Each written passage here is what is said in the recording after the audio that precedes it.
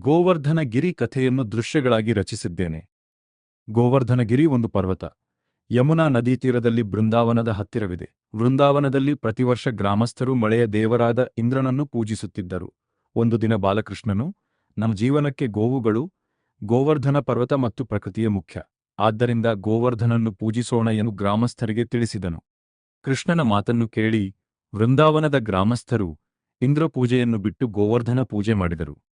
ಇದರಿಂದ ಕೋಪಗೊಂಡ ಇಂದ್ರನು ವೃಂದಾವನದ ಮೇಲೆ ಭೀಕರವಾದ ಮಳೆ ಮತ್ತು ಬಿರುಗಾಳಿಯನ್ನು ಸುರಿಸಿದನು. ಗ್ರಾಮಸ್ಥರು, ಗೋವುಗಳು ಮತ್ತು ಮಕ್ಕಳು ಭಯದಿಂದ ಕೃಷ್ಣನನ್ನು ಆಶ್ರಯಿಸಿದರು. ಆಗ ಕೃಷ್ಣನು ತನ್ನ ಕಿರುಬೆರಳಿನಿಂದ ಗೋವರ್ಧನ ಪರ್ವತವನ್ನು ಎತ್ತಿ ಅದರ ಕೆಳಗೆ ಎಲ್ಲರಿಗೂ ಆಶ್ರಯ ನೀಡಿದನು.